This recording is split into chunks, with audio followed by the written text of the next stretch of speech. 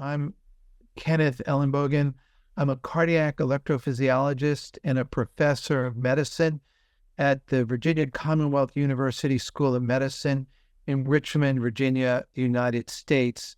I'm also proud to say that I am president of the Heart Rhythm Society, the largest professional organization for cardiac electrophysiologists worldwide. As you probably know, atrial fibrillation is a huge clinical problem worldwide. It's estimated that there'll be 40 or 50 million patients worldwide in 2030 who have atrial fibrillation. So in terms of patient management, there are a number of unmet clinical needs. We need better drugs to prevent stroke in atrial fibrillation. So that's an area that is actively being researched by pharmaceutical companies. We need more clinical research on outcomes in patients who have atrial fibrillation and information about what therapies improve outcomes the best, particularly in groups like minority groups that are underrepresented, often in clinical trial, and also the elderly, because atrial fibrillation is particularly common as people get over age 70, for example. What has been incredibly gratifying has been the amount of data that has come out over the last 5 or so years that has shown that one of the treatments for atrial fibrillation, specifically catheter ablation of atrial fibrillation, has a marked benefit in patients in terms of quality of life, in terms of exercise tolerance, and in terms of hard clinical outcomes, both in overall groups of patients with atrial fibrillation, but also in patients who have congestive heart failure.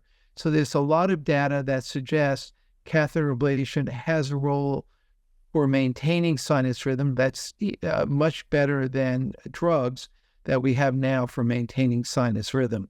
So we have a therapy now for patients who have atrial fibrillation that really is strikingly good. And our job as cardiac electrophysiologists is to provide the best and safest healthcare for patients who have AFib. And that is strongly pushing us to perform catheter ablation in patients with atrial fibrillation more and more and earlier. Well, because there's going to be an increasing need for patients to undergo catheter ablation, I think the need for us as cardiac electrophysiologists, as folks who deliver healthcare to patients with this very common arrhythmia, is to be able to increase the number of procedures we're being asked to perform in patients with atrial fibrillation.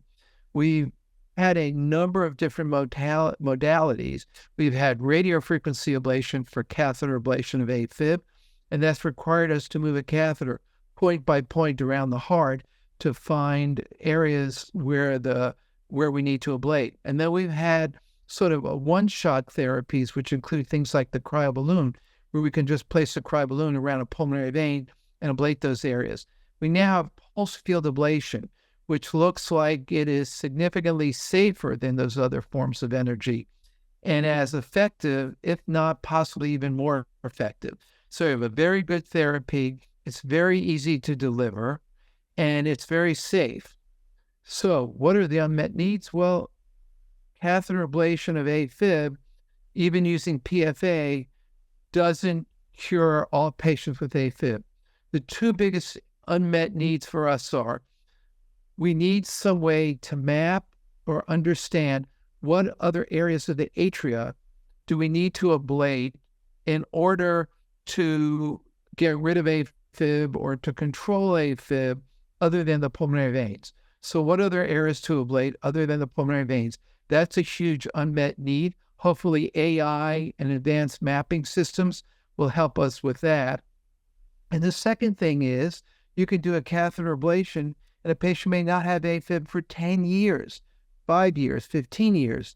What is the biology of this disease that makes it come back 5 or 10 years after catheter ablation? Then the corollary to that is, how do we approach those patients?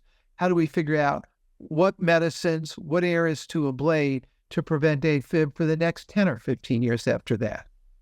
So the new HRS policy statement is a very important statement, and it's a statement that really protects patients in the sense that the purpose of the statement is to make sure patients who have atrial fibrillation, who undergo catheter ablation of atrial fibrillation, end up getting the best therapy for them. And the best therapy for them, when it is catheter ablation, which is fairly often, is that provided by a board-certified, trained cardiac electrophysiologist. So performing catheter ablation of AFib involves learning a lot of technologies, how to access the blood vessels, how to do a transeptal puncture, and some of those skills other cardiologists have. But the key critical part of this is that patients who undergo an invasive procedure should only undergo an invasive procedure if the physician performing that has the knowledge and skills and understanding of electrophysiology. Patients who have atrial fibrillation may also have atrial flutter.